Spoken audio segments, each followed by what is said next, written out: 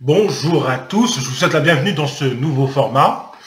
Alors, énormément d'événements majeurs se sont produits dans absolument tous les domaines. Alors, bien évidemment, il y a tellement de sujets que j'ai sélectionné ceux qui sont importants pour cette vidéo, car je pense que je vais en faire une autre sur la rentrée et tout ce qui entoure le sujet, notamment par rapport au coronavirus. On va essayer humblement de développer le sujet, c'est pas évident, c'est un sujet sensible à rentrer. Il faut vraiment étudier humblement le sujet, et puis bien évidemment toute la séquence médicale autour du virus tout simplement, et tout ce qui s'est passé ces dernières décennies, à travers les laboratoires, car on le sait, ce sont les organismes vivants, notamment les mammifères qui produisent les virus, notamment par l'intermédiaire des structures vivantes comme les cellules immunitaire, par exemple, en réponse à la peur ou face à un danger, les cellules, ou alors une cellule déréglée. Tout cela demande approfondissement par rapport au virus, parce que là, c'est quand même assez compliqué. On parle d'un virus qui confère une maladie, il faut vraiment approfondir humblement dans une vidéo complète. Donc c'est pour ça que je décale un petit peu ces deux sujets-là, qui méritent bien d'être dans une revue de presse, mais ce sont des sujets tellement d'ampleur importante qu'il faut développer de manière adjacente, un peu plus complète. Alors à présent, ce qui va nous intéresser, c'est la situation économique et géopolitique dans un premier temps, puis les événements environnementaux, malheureusement, de plus en plus désastreux, avec une ampleur croissante. Le monde économique va prendre un tournant, majeur lors du Forum économique de Davos de janvier 2021. Avec le fameux Grand Reset, le Great Reset, lors des organisateurs, selon les organisateurs, ce serait une réforme du capitalisme mondial, lors d'une réunion qui s'est tenue début juin. Non, alors, vous voyez bien sur l'écran, sur l'excellent site Lanceur d'infos, une très bonne explication dans le fond de ce sommet, tenu en juin, qui sonne comme une opportunité pour les globalistes, cette séquence, bien évidemment. Je vais en lire la quintessence comme d'habitude: le chaos économique, social et politique provoqué par l'épidémie de Covid-19 et les manifestations de Black Lives Matter pendant des mois ont attiré l'attention de pratiquement tous les Américains, et pour cause, ce sont des questions incroyablement importantes qui méritent un débat significatif et réfléchi.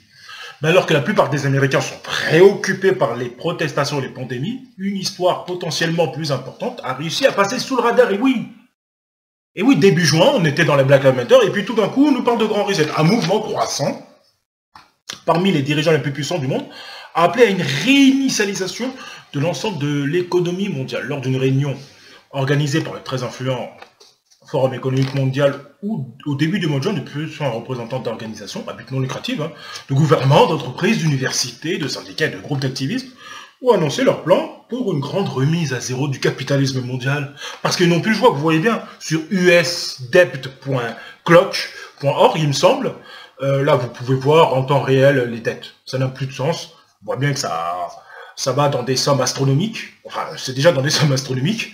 Et bien évidemment, sans la grande remise à zéro, le capitalisme est... Donc le capitalisme est mort, donc ils veulent finalement réinventer le capitalisme à travers une quatrième révolution industrielle que nous allons voir juste après, qui va offrir l'autoroute au transhumanisme, très clairement. Ils ont reconnu que cette proposition n'a été rendue possible que grâce à l'opportunité offerte par la destruction économique causée par le nouveau coronavirus, c'est ce que je disais. Parmi les participants, les partisans et les participants à la réunion figuraient Prince Charles, Antonio Guterres, secrétaire des Nations Unies, Ajay Banga, PDG de Mastercard, Bernard Lonet, PDG de British Petroleum, BP, et Gina Gopinath, économiste en chef du FMI, parmi beaucoup d'autres. Bien évidemment.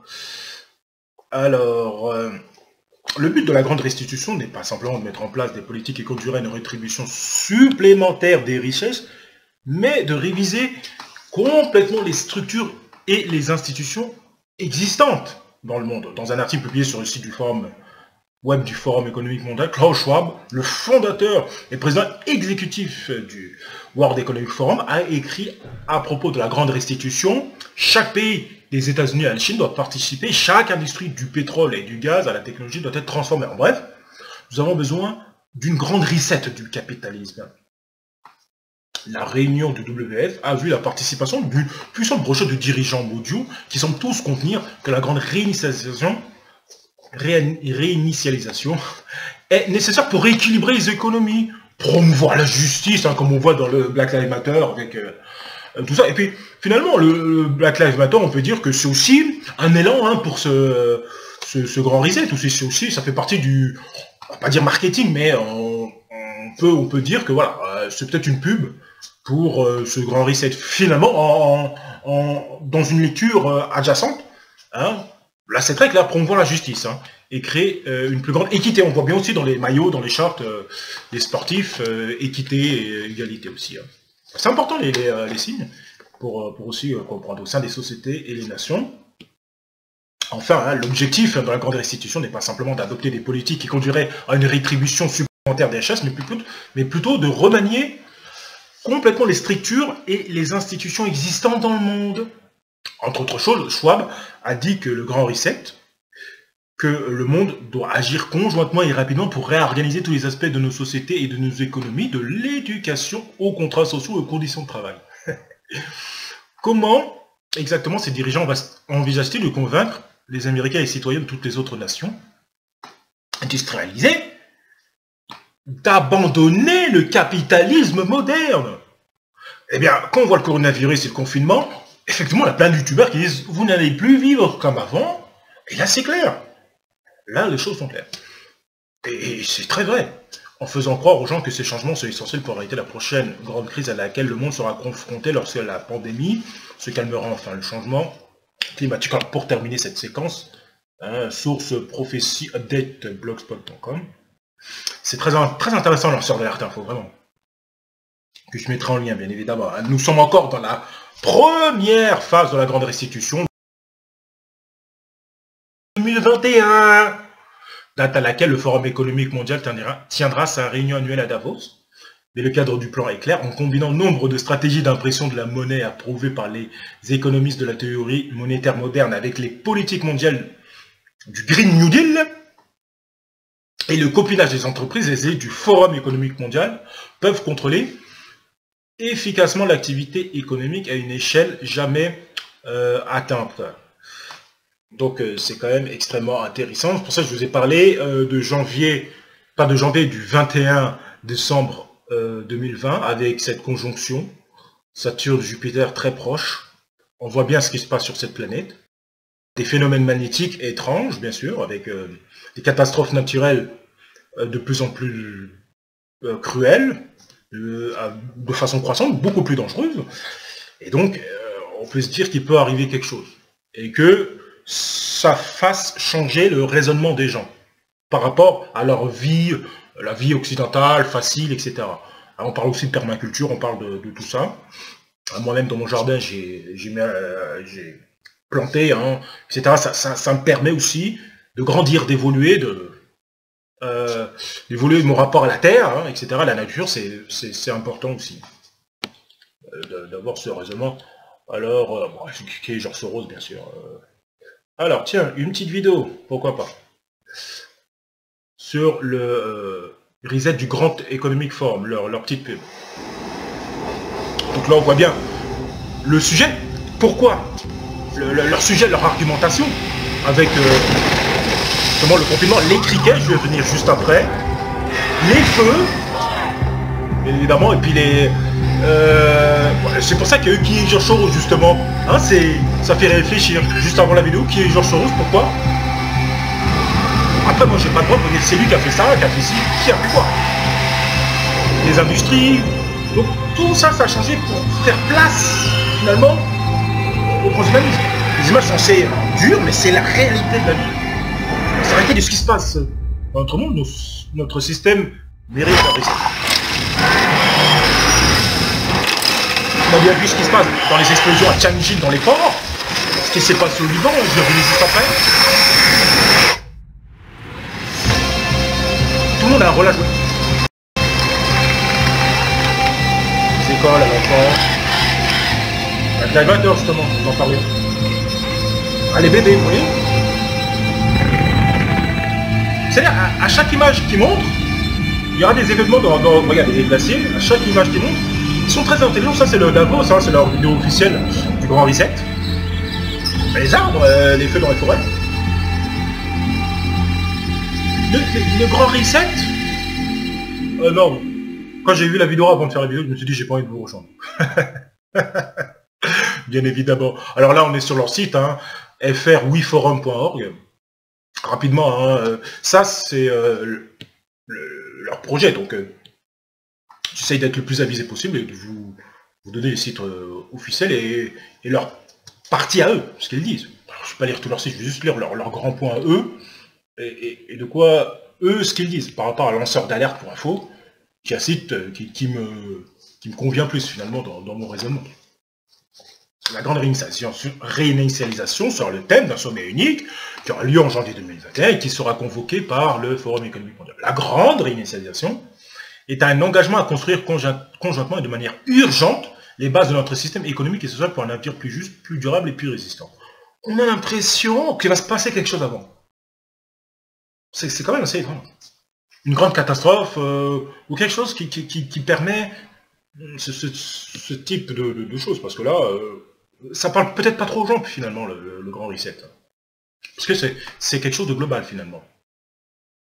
Elle exige un nouveau contrat social centré sur la dignité humaine et la justice sociale, et dans lequel le développement économique n'empiète pas sur le progrès de la société. La crise sanitaire mondiale a mis à nu des ruptures de longue date dans les économies et nos sociétés, et a créé une crise sociale qui nécessite de toute urgence la création d'emplois décents et significatifs. Le sommet se tiendra à la fois en présentiel et virtuellement, et mettra en relation les principaux dirigeants gouvernementaux et les chefs d'entreprise à Davos, avec un réseau mondial de participants présents dans 400 villes du monde entier pour un dialogue tourné vers l'avenir et animé par la jeune génération. L'annonce de la grande réinitialisation sera faite par le prince de Galles et Klaus Schwab lors d'une réunion virtuelle, donc début juin finalement à 14h30.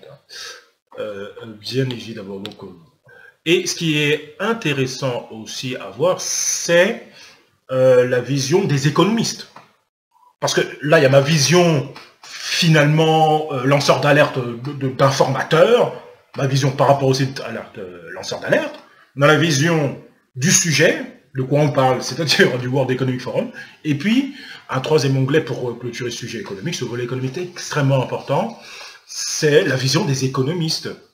Des économistes, dont vous disiez en commentaire, des économistes qui sont honnêtes, comme Philippe Erlin, Charles Gave et Richard Détente, que nous retrouvons sur sa chaîne Grand Angle, avec Charles Gave aussi, notamment dans certaines de ses vidéos. Quelle est leur vision? Et c'est extrêmement important, l'article du 17 juin de Cyril Jubert que nous avons vu. Le Grand Reset sur or.fr. C'est quand même extrêmement important. Hein. Le système financier est cassé. Souvenez-vous, hein, comme je disais, dans la crise économique, la crise des liquidités sur le marché repo, le 16 septembre 2019, la Fed avait dû injecter 200 milliards de dollars. 3 mois plus tard, pour éviter la crise annoncée pour la Saint-Sylvestre, c'est-à-dire début 2020, la Fed avait dégagé 500 milliards de liquidités. 3 mois plus tard, en pleine déroute boursière, la Fed a injecté 1000 milliards encore sur le marché repo, alors même que le Congrès votait le Clear Act pour injecter 2000 milliards dans l'économie. 3 mois plus tard, ce jeudi 15 juin, des fuites de la Maison-Blanche annonçaient un nouveau stimulus de 1000 milliards pour les infrastructures. Étant donné la progression géométrique des besoins de trésorerie lors de ces crises trimestrielles, jusqu'où va aller cette création monétaire? La Fed a créé 3000 milliards ex nihilo, rachetant les dettes des entreprises pour éviter les faillites en chaîne et les bons du trésor pour que les administrations continuent de fonctionner. En fait, c'est pour pas que les gens s'éveillent. Quand les gens vont... La masse globale va s'éveiller, ce sera déjà trop tard. Nous, on anticipe, parce que on est peut-être plus sur les sujets, sur des années, plus... on a plus étudié le sujet que d'autres, donc c'est pour ça que nous apportons nos éléments au collectif, pour les partager en plus grand nombre, pour anticiper la catastrophe, et pour que des gens se préparent. Donc on a eu Pierre Jovanovic, on a eu Pierre Hillard aussi qui parle de mondialisme. On a plein de professionnels. Malheureusement, Feu Clair Sébrac aussi. Donc c'est très important. Il dépassera probablement les 9 000 milliards cette année. Le bilan de la Fed est passé les 4 000 milliards à plus de 7 milliards. À la fin de l'année, 9 000 milliards, là, ils vont s'arrêter là, je pense. Parce que cette création monétaire des banques centrales va mener à une très forte érosion du pouvoir d'achat de la monnaie. Cela se reflètera dans les prix de l'or et de l'argent au cours des prochains mois. Dans le reset à marche forcée, je répète volontairement, et c'est pour ça que je parle d'honnêteté, du site or.fr. Je répète volontairement, à plusieurs reprises, un message, souvenir d'une confidence faite par un initié, il y a quelques avis. Un jour, vous verrez toutes les valeurs s'effondrer sur tous les marchés. Cette forte jambe de chute sera suivie par un rallye haussier, un retracement technique, avant que les bourses rechutent de nouveau. Seules deux valeurs continueront à monter, l'or et l'argent ce jour-là. Il ne faudra voir que de l'or et de l'argent physique. Donc si c'est un initié qui dit ça, c'est quand même une idée intéressante. Et le site or.fr, c'est vraiment des économistes vraiment très honnêtes et très humbles. Vraiment. L'effondrement des bourses a bien eu lieu. Il a été suivi par un rallye haussier de 3 mois. Le pétrole en surproduction, alors que la demande mondiale est toujours à son étiage, semble vouloir entamer une nouvelle jambe de baisse qui devrait entraîner les bourses dans son sillage lors des prochaines semaines. Le scénario ci-dessus devrait bientôt se réaliser avant la fin de l'été. L'or dépassera ses sommets historiques dans toutes les monnaies et l'argent aura commencé un rallye haussier mémorable qui durera plusieurs années. Donc on voit le graphique de la saisonnalité de l'argent. Après avoir pris appui sur la moyenne mobile des 30 dernières années en mars, tout en faisant un pullback, la technique sur résistance issue du sommet de 2011, l'argent monte dans un canal entre support et résistance vers le niveau des 18 $, apparemment défendu depuis 2015. Si le support actuel tient, cette grosse résistance devrait être attaquée vers le 10 juillet prochain. Un graphique un peu plus technique, la grande réalisation, j'en ai parlé, et il y a quand même quelque chose d'important ici. C'est toujours ce même article, et finalement les conséquences du grand reset, justement, qui nous amène à la 4e révolution industrielle. Et oui, c'est ça qui est important, les conséquences.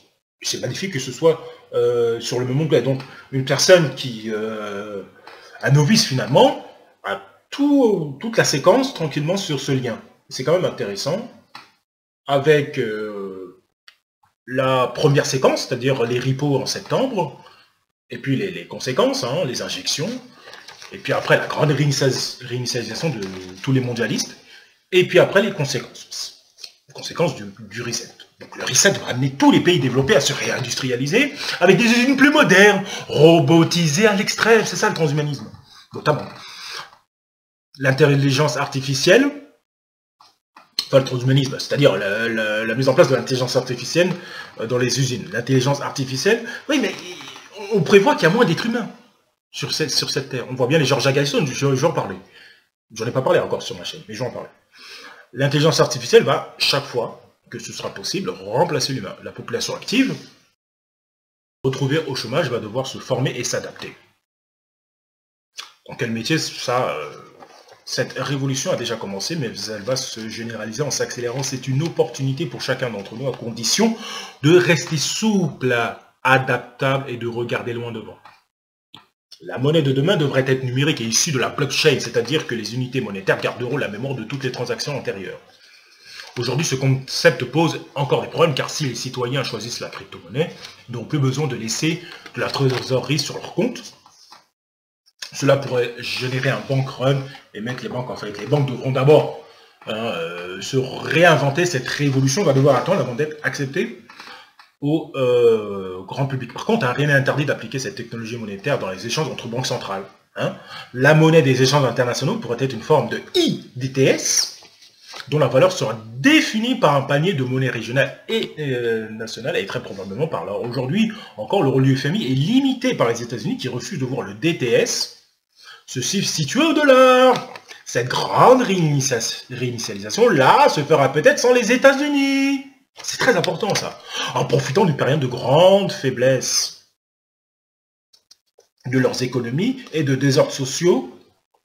Et oui, dans les villes américaines.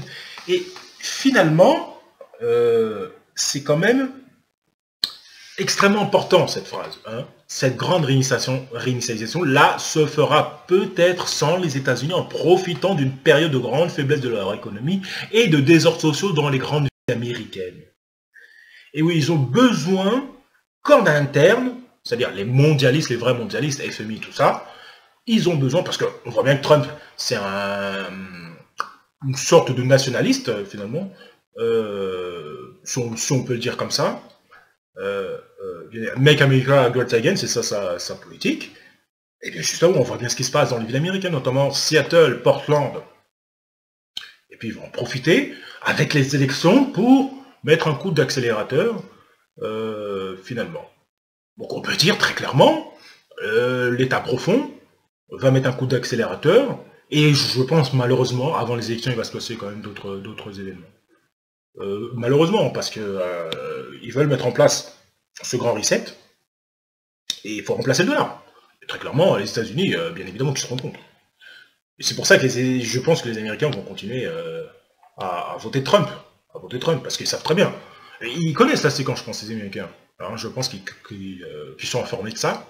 Et que c'est très important de voter Trump, hein, bien évidemment. Parce que je pense que Biden, c'est plus un mondialiste, finalement, et bon, il va valider ça tranquillement. Cette conjoncture, je termine les deux paragraphes ici, cette conjoncture exceptionnelle pour expliquer la fenêtre rare et étroite, expliquer, justement, cette phrase encore vient appuyer l'argumentaire évoqué par Klaus Schwab. Tout semble indiquer que l'expérience de la monnaie unique européenne touche à sa fin. Oh, le pays du Nord, c'est François Asselineau qui va être content. Bien évidemment qu'il a raison, François Asselineau, bien évidemment, ça tient pas la route. Les pays du Nord de l'Europe pourraient adopter, et c'est là où je pense que l'UPR a une chance de revenir, c'est-à-dire avec ce grand reset, l'UPR peut réémerger et prendre plus d'amplitude au niveau médiatique, pour que les gens prennent conscience. Donc c'est vraiment important pour que l'UPR aussi saisisse cette opportunité de grand reset, et de dire, vous voyez bien que j'avais raison depuis le début. Les pays du nord de l'Europe pourraient adopter une monnaie commune autour de Deutschmark, alors que les pays du sud reviendraient à leurs anciennes monnaies, ce qui leur permettrait d'avoir une politique monétaire plus souple. Cela veut dire qu'ils pourront dévaluer chaque fois que cela leur semblera nécessaire pour relancer l'économie nationale. Il faut bien comprendre que là, c'est très clairement l'UPR. Là, très clairement, c'est eux, depuis 2012, il me semble, même bien avant, qui avaient cette politique. Donc le vrai parti politique qui a cette expérience-là, c'est l'UPR. De toute façon, alors, bien évidemment, nous avons aussi peut-être des structures politiques qui se mettent en place, mais bon, je pense que c'est quand même important que l'UPR se montre. Moi, je serais content, en tout cas, personnellement. Alors, abordons à présent la géopolitique, avec tout d'abord ce drame terrible au Liban, hein, une explosion d'une rare violence,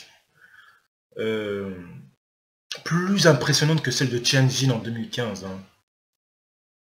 Frapper le port de Beyrouth, causant des centaines de morts et des centaines de milliers de sans-abri. C'est quand même une catastrophe. Un pays quand même qui est en défaut de paiement. Donc c'est pour ça que je parle des États-Unis aussi.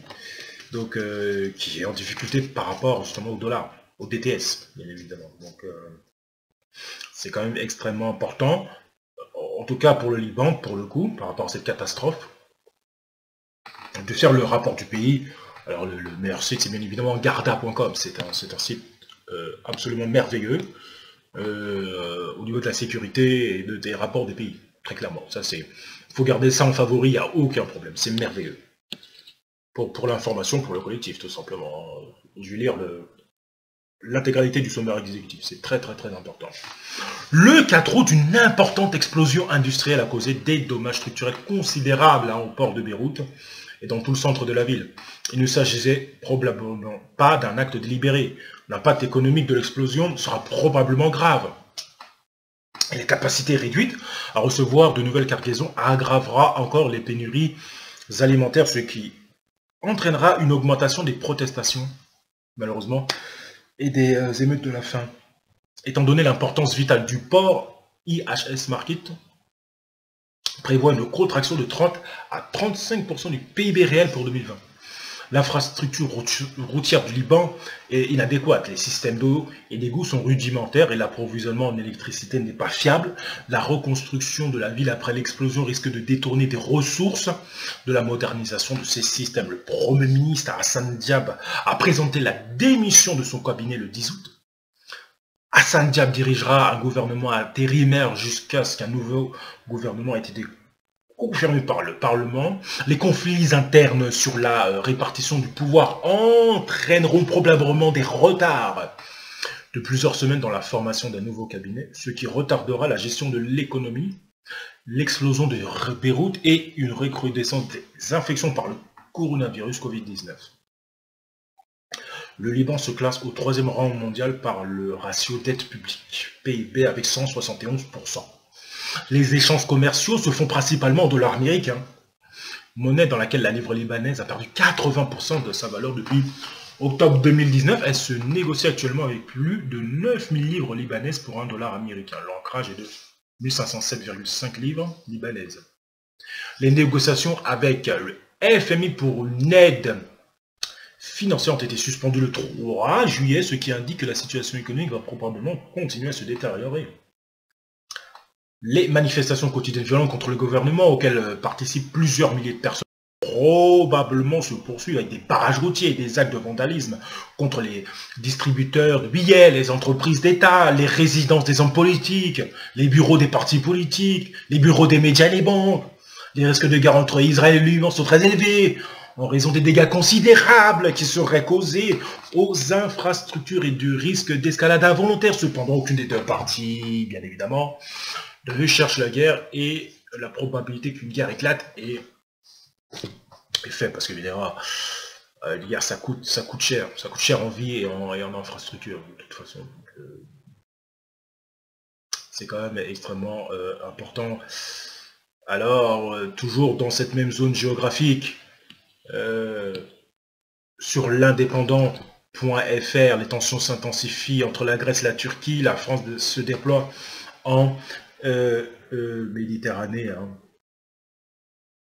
Cela se produit en mer Égée, dans une zone riche en pétrole. Emmanuel Macron appelle à la dissuasion dans ce contexte, alors qu'au Liban, Emmanuel Macron demande une réforme du système politique libanais en échange d'aide. Bien évidemment. Alors c'est quand même extrêmement important. Alors qu'est-ce que ça nous dit? Un article du 13 août. Depuis le lundi 10 août, excusez-moi, je voulais mettre un peu de lumière, mais bon, c'est pas grave. Le gouvernement turc a déployé son navire sismique Oruk, race en mer Méditerranée, escorté par plusieurs bâtiments militaires situés dans le sud de la mer Égée, dans une zone riche en pétrole. Ce déploiement a immédiatement suscité la réaction de la Grèce, qui a mis son armée en état d'alerte et a déclaré vouloir surveiller l'activité turque. En France, Emmanuel Macron a lancé un appel à la discussion et a également renforcé la présence militaire en Méditerranée orientale. Bien évidemment. Alors, qu'est-ce que ça nous dit?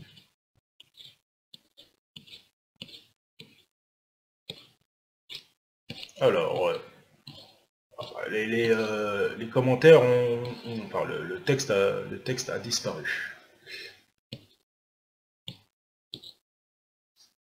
Alors, je ne sais pas ce que ça nous dit, parce que c'était quand même assez intéressant.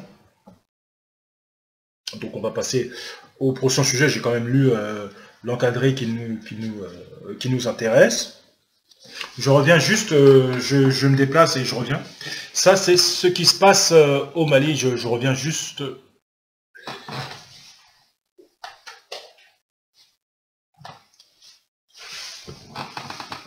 J'ai mis un peu de lumière. Coup d'État au Mali, Afrique de l'Ouest se penche sur une situation grave. Bien évidemment, ça nous a pas échappé, ce coup d'état militaire au Mali, sur newsabamako.com. Les dirigeants de la communauté économique des États de l'Afrique de l'Ouest, CEDEAO, se penchaient jeudi sur la situation au Mali jugée grave, 3 jours après le coup d'état qui a renversé le président Ibeka, toujours aux mains des militaires putschistes. Je pense qu'il a été libéré là maintenant. Nous avons devant nous une situation grave dont les conséquences sécuritaires sur notre région et sur le Mali sont évidentes, a déclaré le président en exercice de la CEDEAO, le Nigérian Mahamadou Issoufou, dans son discours d'ouverture de ce sommet virtuel dont l'AFP a obtenu une copie. Cette situation nous interpelle. Elle nous montre le chemin qui reste à parcourir pour la mise en place d'institutions démocratiques fortes dans notre espace sahélien. Le président du Niger, voisin du Mali, a rappelé qu'en 2012, un coup d'État à Bamako avait permis aux organisations terroristes et criminelles d'occuper pendant plusieurs semaines les 2 tiers du territoire malien. Il a demandé à ses pairs d'examiner les différentes mesures dans la perspective d'un retour rapide à l'ordre institutionnel. À l'ordre constitutionnel, pardon. La CEDEAO a d'ores et déjà condamné le coup d'État ayant renversé mardi Ibeka et l'avoir suspendu de ses rangs comme l'Union africaine. Le président Keïta, dit Ibeka, élu en 2013, puis réélu en 2018 pour 5 ans. En 2023, c'était quand même long. Faisait face depuis des mois à une contestation sans précédent depuis le coup d'État de 2012. Il a été arrêté par lui-même qui a fait le coup d'État. Il a été élu en 2013 ensuite. Donc c'est le karma, comme on dit. Il a été arrêté par des militaires putschistes avec son premier président Boubou Cissé et d'autres responsables civils et militaires qui étaient toujours détenus jeudi à la mi-journée. Ibeka a été contraint d'annoncer sa démission et la dissolution de l'Assemblée nationale et du gouvernement dans la nuit de mardi à mercredi. Les militaires, pour la plupart des hauts gradés, ont annoncé dans la foulée que le pays était dorénavant dirigé par un comité national pour le salut du peuple avec à sa tête un colonel Assimi Goïta et a promis d'organiser des élections dans un délai raisonnable. À Bamako, des soldats étaient postés jeudi devant la cité administrative qui abrite la plupart des ministères, a constaté un correspondant de l'AFP. Mais les habitants qui ont généralement bien accueilli le changement des régimes, c'est intéressant ça c'est vraiment bien. Au niveau du soulèvement civil, voilà. Souvent les putschs sont quand même bien accueillis quand même par les civils, ça dépend. Mais vaquer normalement à leurs occupations, notamment sur les marchés.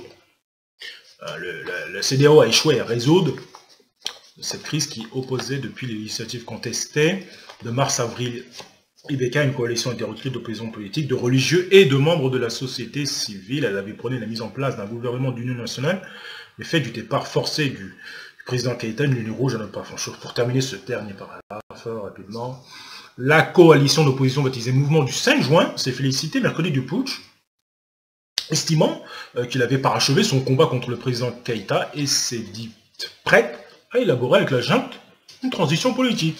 Justement, on parle de transition aussi en France, avec un Conseil national de transition. Pourquoi pas, ça peut donner quelque chose.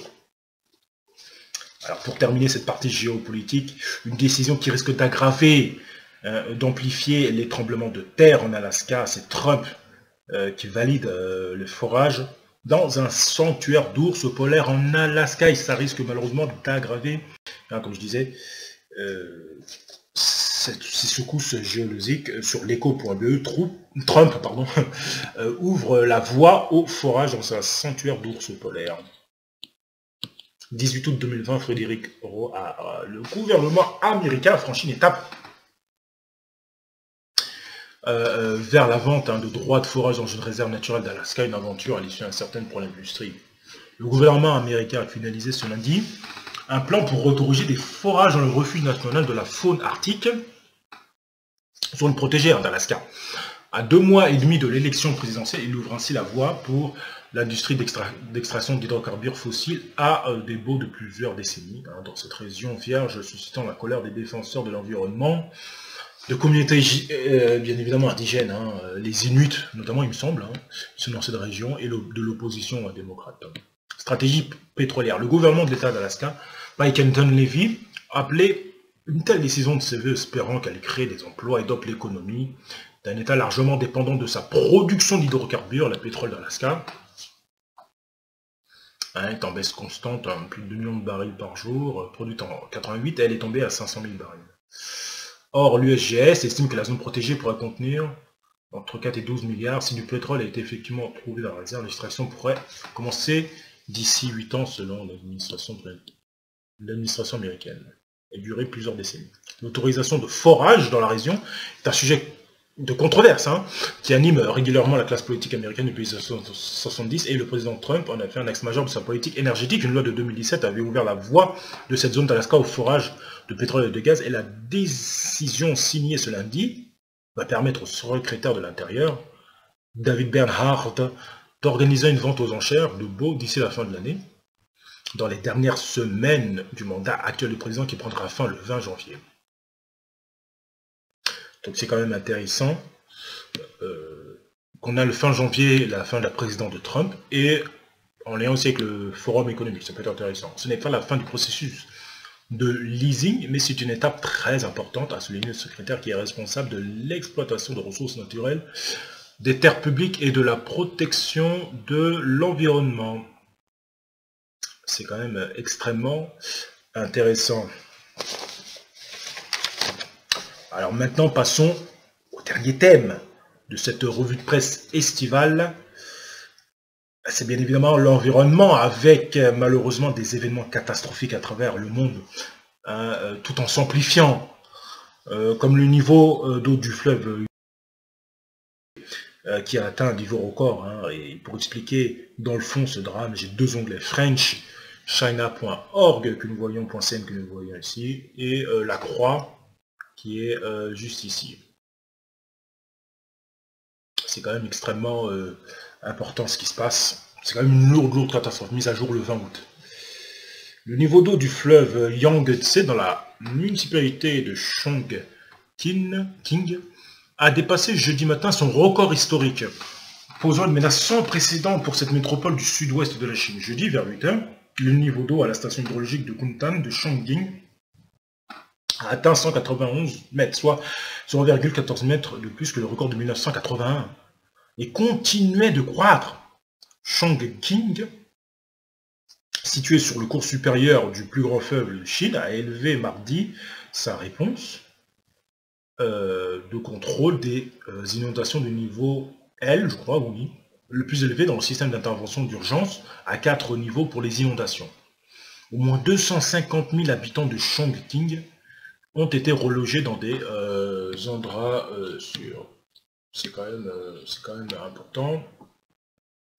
Alors finalement, les conséquences, inondations en Chine sur lacroix.com, plus de 40 millions de personnes affectées, bien sûr. On voit bien, ce qui est assez terrible, c'est que c'est important ce qui se passe. Les faits, depuis des semaines, des pluies torrentielles provoquent des inondations dévastatrices, surtout le sud de la Chine, affectant près de 40 millions de personnes. Les autorités ont averti que le barrage géant des Trois Gorges était soumis à rude épreuve. La pression d'eau augmente et le barrage est soumis à rude épreuve. C'est quand même extrêmement important. On va essayer de voir le barrage géant des Trois Gorges dans une vidéo ultérieure, ça peut être intéressant. Sombre présage. La légende locale veut que si les pieds du Bouddha de Leshan sont sous l'eau, la ville de Chengdu, capitale de Sichuan, à une centaine de kilomètres au nord, soit inondée. Les plus fortes précipitations qu'ait connues le sud-ouest de la Chine depuis 70 ans ont inondé la ville historique de Leshan sous le regard impassible de son Bouddha vieux de 1200 ans qui a déjà les pieds sous l'eau. Les soldats et les services de secours ont eu beau entasser des sacs de sable pour protéger de la crue de la rivière Min, le niveau de l'eau ne cesse de monter au pied de ce Bouddha inscrit au patrimoine mondial de l'humanité de l'UNESCO. C'est quand même extrêmement intéressant. Voilà, une photo que nous avons ici, photo du Bouddha, voilà, dont les pieds sont inondés. C'est quand même intéressant. Alors, je continue. Voilà, nous avons une photo. C'est quand même près de 40 millions de personnes affectées par ces intempéries. Depuis des semaines, des pluies torrentielles s'abattent sur le centre et le sud de la Chine et provoquent des inondations touchant des centaines de villes le long du Yangtze. Le plus long fleuve de Chine, des images terrifiantes diffusées sur les réseaux sociaux, sur les chaînes de télévision publiques chinoises, montrent des maisons qui s'effondrent et des ponts emportés par la force du courant. Rien que la province du Sichuan, ces derniers jours, plus de 100 000 personnes ont été évacuées de la ville de Leishan-Yang, Zigong et Yibin, en comptant des inondations qui touchent tout le sud de la Chine. On parle d'une quarantaine de millions de personnes affectées. Oui, c'est absolument terrible. J'ai pas l'impression qu'on en parle dans les médias classiques officiels, j'ai l'impression. Si on restitue ce phénomène d'inondation dans le contexte géographique chinois, il s'agit d'une vieille histoire, explique Emmanuel Veron, docteur en géographie et spécialiste de la Chine contemporaine. La moitié du sud du pays est très arrosée et soumise aux tendances cycloniques en période estivale. Pour autant, cette réalité s'aggrave chaque année avec des pluies plus violentes et beaucoup plus fréquentes. C'est le réchauffement climatique y est pour beaucoup. L'urbanisation folle qui a connu la Chine et la multiplication des barrages explique aussi que les dégâts de plus en plus importants causés par ces inondations. Alors, comme je disais, le barrage des Trois Gorges, et je vais en terminer là, soumis à rude épreuve. Pour le moment, Chengdun, ça a l'air d'aller à témoigner au téléphone, une femme d'affaires qui confirme toutefois que les pluies ont été très intenses ces dernières semaines. Pour autant, plusieurs vidéos identifiées sur Weibo, équivalent chinois de WhatsApp, montrent certains quartiers du sud de la ville sous les eaux. La pluie vient de s'arrêter ce soir, a déclaré notre interlocutrice de Chengdu. 11 millions d'habitants. Il est très difficile d'évaluer le nombre de victimes, même si les autorités ont diffusé le chiffre d'au moins 400 ces dernières semaines en aval. La commission de contrôle du fleuve Yangtze a tiré le signal d'alarme et lancé l'alerte rouge. Le célèbre barrage géant des Trois Gorges, la plus grande centrale hydroélectrique du monde, située dans la province de Hubei, capitale Wuhan, bien sûr, devrait affronter jeudi 20 août sa plus grande arrivée d'eau. 74 000 mètres cubes par seconde. Depuis le début de sa mise en eau en 2003. Donc, affaire à suivre. C'est quand même extrêmement important. À présent, une mise à jour du 14 août sur FAO.org avec l'Observatoire aridien sur la persistance des seins de criquets pèlerins sur la corne d'Afrique, dans la corne d'Afrique.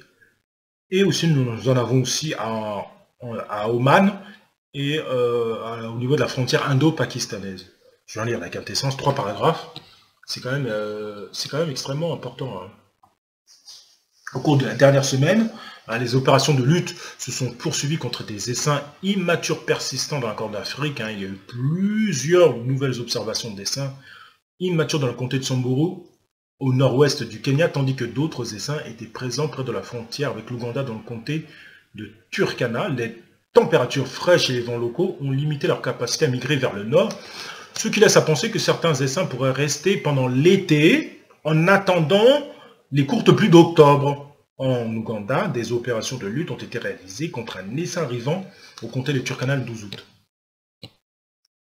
Dans le nord de la Somalie, des essaims immatures persistent sur le plateau du nord-ouest et le nord-est. Un grand essaim a été observé au-dessus d'Hargeisa cet après-midi 14 août.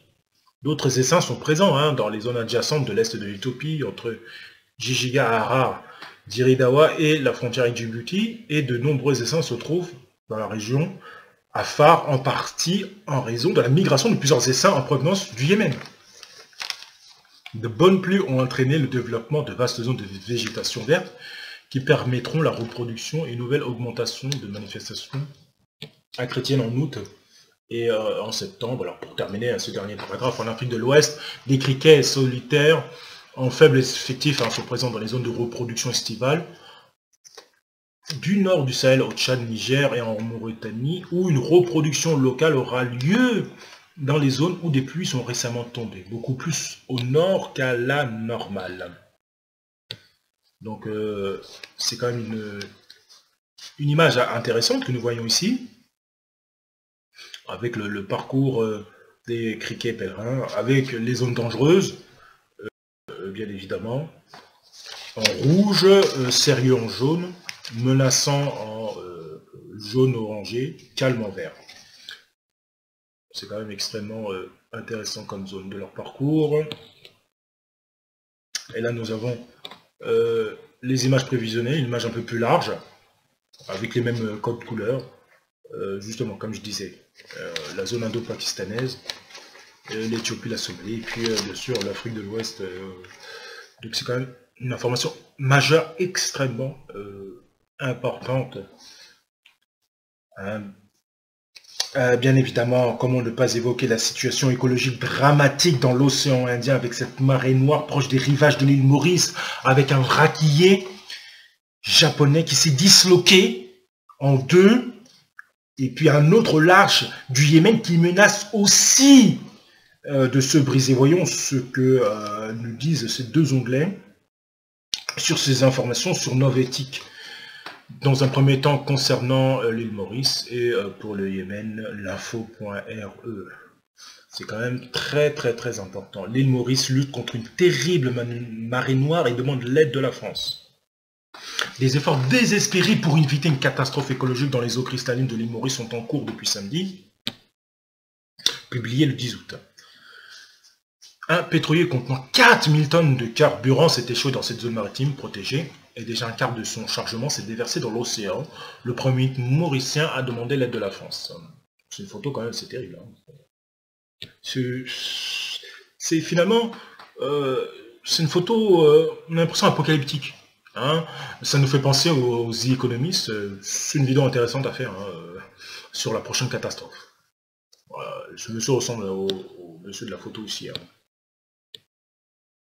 Fin juillet, le vraquier japonais Wakashio, transportant 4000 tonnes de carburant, s'est échoué dans le lagon de la Pointe Dessinée au sud de l'île Maurice depuis le 6 août. Environ 1000 litres de carburant se sont déversés par des brèches dans la coque souillant les eaux limpides de l'île. Depuis 3 jours, la population du pays se mobilise pour faire face. Alors que la fuite semble temporairement contenue, le bateau risque désormais de se briser selon les autorités et les ONG sur place. Il me semble qu'il s'est brisé. Le Premier ministre mauricien, Pravind Jugnauth, a demandé une aide d'urgence à la France, expliquant que la petite nation de l'océan Indien n'avait pas les moyens matériels ou techniques de faire face à ce qui pourrait être une tragédie environnementale. Lorsque la biodiversité est en péril, il y a urgence d'agir. La France est là, aux côtés du peuple mauricien, a écrit le président Macron sur Twitter, annonçant l'envoi d'une aide à partir de la Réunion. Sur place, la population reproche au gouvernement de ne pas avoir anticipé la situation effectivement. On sait qu'il y a un navire échoué, il fallait mettre en place les digues, on voit bien la photo, hein, vous pouvez mettre en place les digues avant que ça n'atteigne les îles. C'est quand même assez incroyable. Le navire de la marine française, le Champlain, a navigué samedi pour Maurice, tandis qu'un avion des forces aériennes devait effectuer 2 rotations au-dessus du site de déversement, tous deux équipés d'équipements de lutte. Le récif de la côte sud-est de l'île est un joyau écologique connu pour ses sites de conservation classés internationalement. Ces eaux turquoises, ces zones humides protégées, des images aériennes prises ces derniers jours montrent déjà l'ampleur du désastre. D'immenses nappes noires dans la mer Azur se déplacent vers les lagons. Les récifs coralliens et les plages idylliques de sable blanc qui ont fait de l'île Maurice une perle du tourisme vert. Depuis samedi, des volontaires ont construit à la hâte des cordons flottants faits de paille et de bouteilles vides pour essayer de contenir la nappe dérivante. Ceci se révélerait d'une efficacité très relative. Nous ne remettrons jamais de ces dégâts. Ce que nous pouvons faire, c'est d'essayer de les limiter, explique à l'agence France Presse Sunil Dwarka Singh, un ancien militant de Greenpeace et expert environnemental qui participe au nettoyage. Pour terminer, de son côté, l'opérateur du vraquier Mitsui O.S.K. Lines a mis en place des opérations pour limiter les fuites d'hydrocarbures, mais selon un porte-parole de l'entreprise, des tentatives pour évacuer du carburant en hélicoptère ont échoué. Nous avons essayé de placer un barrage de confinement autour du navire, mais cela ne fonctionne pas bien en raison des fortes vagues, a-t-il expliqué depuis Tokyo, bien évidemment. Et ce pétrolier au Yémen, sur l'info.re, un pétrolier susceptible d'exploser, de provoquer une marée noire. C'est quand même assez incroyable. Le pétrolier FSO Safer, vieux de 45 ans, abandonné au large du Yémen, pourrait exploser et provoquer une marée noire, une situation qui inquiète les Nations Unies. Tanker abandonné au large du Yémen. Le FSO Safer, qui est ancré depuis 2015 au large de Hodeïda, dans l'est du Yémen, contient 1,1 million de barils bruts Le pétrolier est abandonné à une soixantaine de kilomètres des premières zones habitées et menace d'exploser en mer Rouge. Pour rappel, une guerre entre pouvoir et rebelles Houthis déchire le Yémen depuis 2014. Jusqu'à présent, l'inspection et la réparation du pétrolier n'ont pu être possibles à cause des désaccords entre les rebelles et l'ONU. Alors, je voulais juste vérifier quelque chose. Du 17 août, article du 17 août. Alors, pour terminer, risque de fuite, d'explosion ou d'incendie, les Nations Unies ont mis en garde contre une possible explosion du tanker et le risque de provoquer ainsi une marée noire. Selon l'organisation, la structure, l'équipement et les systèmes d'exploitation du FSO Cypher se détériorent, ce qui fait planer le risque de fuite, d'explosion ou d'incendie, rapporte 20 minutes. Via un communiqué, le porte-parole d'Antonio Guterres, secrétaire général des Nations Unies, a indiqué que la tragédie, explosion du 4 août à Beyrouth et la récente marée noire alarmante à l'île Maurice exigent la vigilance du monde entier. Alors pour terminer cette vidéo, les feux en Californie incessants et ravageurs, que nous détaille TheEpochTimes.com. C'est quand même terrible ce qui se passe en Californie. Avec la vallée de la mort, on a atteint des records de température. C'est quand même assez incroyable. Donc il se passe quand même quelque chose au-dessus de nos têtes. Hein. C'est quand même très, très évident. C'est quand même par Epoch Times le 20 août. La canicule qui sévit en Californie a entraîné de nombreux départs de feu dans le comté de l'Essen, au nord de l'État. Un incendie s'est mué en une tornade de feu samedi 15 août.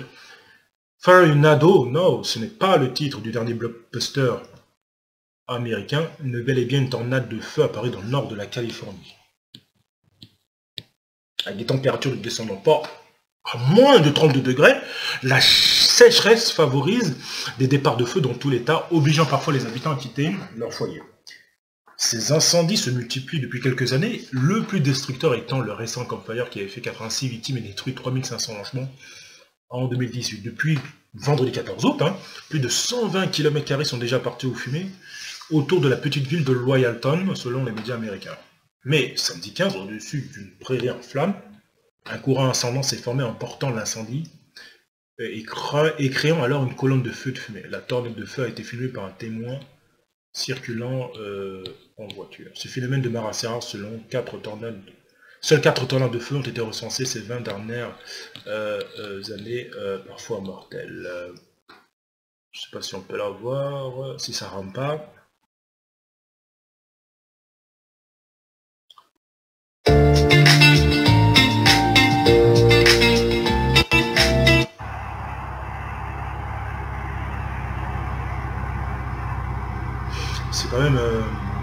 C'est quand même impressionnant. Si nous voyons ce qui se passe en Californie, c'est quand même ravageur. C'est quand même vraiment impressionnant. Alors justement, une carte actualisée des feux de forêt dans le monde sur notre planète info. C'est un site extrêmement majeur. Bien évidemment, la présence quasi continuelle d'importants incendies en Amazonie, Afrique centrale et Indonésie trahit la déforestation. C'est bizarre, on nous parle d'un grand reset. Et finalement, c'est une sorte d'inversion, finalement, parce que dans leur discours, on nous dit, il y a des soucis, on a bien vu la vidéo, l'environnement. Ils nous montrent des photos de forêt. Donc il n'y aura plus de forêt. Ou de moins en moins. C'est ça c'est ça la subtilité. C'est ça qu'il faut comprendre. On nous montre des usines, il n'y aura plus d'usines, il y aura des robots à la place. C'est quand même assez subtil. Je ne sais pas si on peut voir cette image en plus grand, mais on les voit, en Amazonie, en Afrique centrale, dans la zone de la RDC, Mozambique aussi, c'est quand même terrible, en Australie encore. Alors, on a l'impression que toute l'Indonésie brûle là. C'est quand même incroyable. On a l'Asie aussi, et puis aussi le monde libanais. C'est pour ça qu'on a eu peut-être aussi l'explosion, parce que c'est très chaud. Aux États-Unis aussi, les feux californiens bien sûr. On a eu quand même 60 320 feux détectés. Mise à jour le 20 août, mise à jour hier donc. c'est quand même assez impressionnant. Voilà pour cette vidéo, il y a quand même d'autres sujets à aborder de manière adjacente, bien sûr, des vidéos complètes extrêmement intéressantes. Alors bien évidemment j'ai changé de format parce que dans mon smartphone vous voyez bien que ça fait un autofocus, c'est pas terrible, et puis avec